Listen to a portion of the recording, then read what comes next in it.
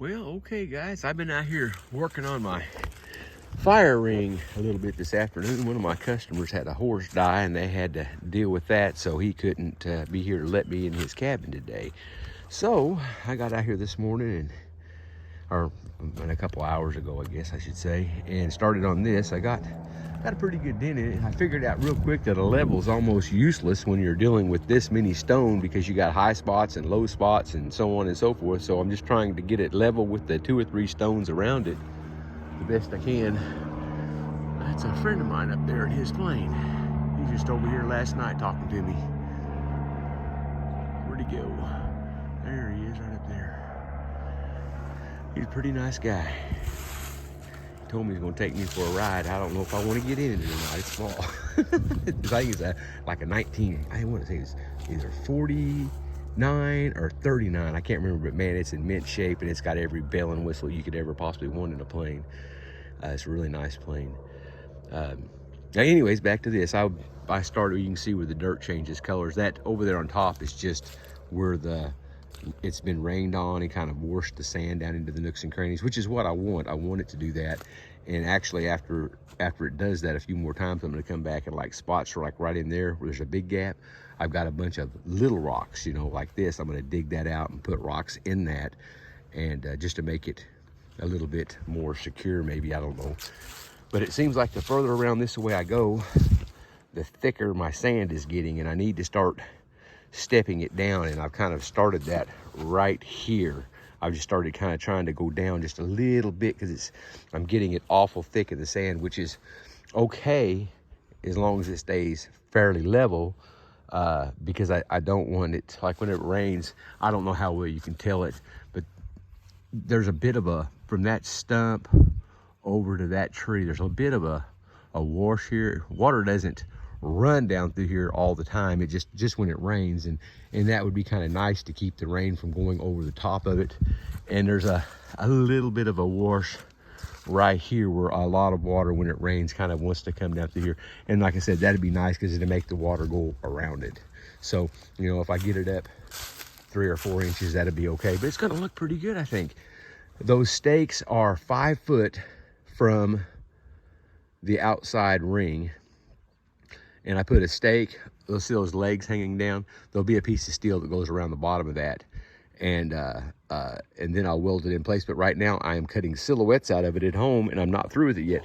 I'm still learning how to use a plasma cutter, and they're not the prettiest in the world, but they look pretty good. I've done I think a squirrel, a rabbit, a rooster crowing, a doe, and a couple of Bigfoot feet that are pretty small feet actually, but a couple of things like that. And I'm wanting to put a few more silhouettes in it, just something different, just something to do.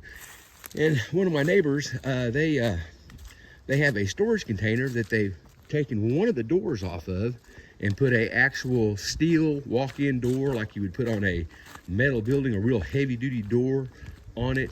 And so they had an extra door and they wanted it gone. Those things weigh a lot. I didn't realize how much one of those metal doors weighed. I mean, I knew it'd be heavy, but I didn't know it'd be that heavy.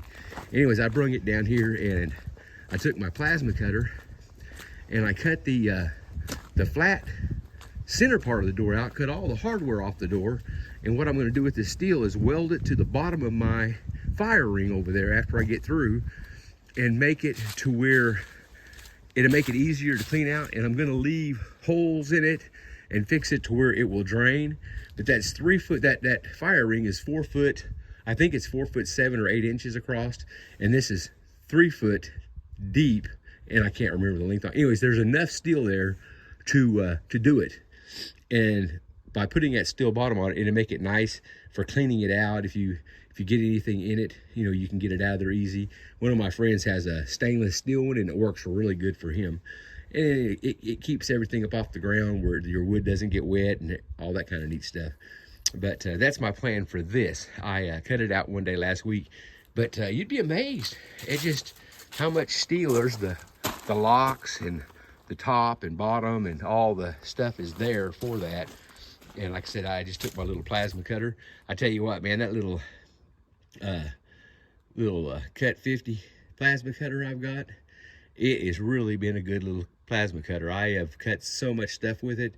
It's made by Prime Weld. I've had it for, I want to say, getting close to 4 years. I had one little problem. They took care of it, no big deal. Sent me a brand spanking new one in the mail. And the guys at that place are really, really good to help. If you go back and look at some of my other videos, you can see it. It really works well. It's a good little, I wish I'd have bought one years and years ago. But that's what I'm going to put in the bottom of the fire ring. Like I said, I've got another piece of steel at home I'm working on.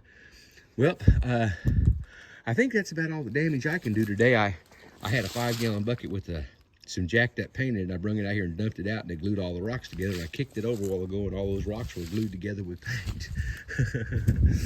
Well, guys, y'all have a good day, and thank you so much for checking in with me. And I think I'm gonna go up there and stoke the fire a little bit and take me some more firewood inside and kind of kick back and relax. I gotta go to work in the morning. Hopefully he'll be back. He said the horse did die late yesterday evening, and they've got to deal with it. So I'll be going to work in the morning in a different cabin, one I've never worked in before, and it's a really nice place. I've really enjoyed going down there and talking to those folks. Well, you guys have a good day, and thanks again.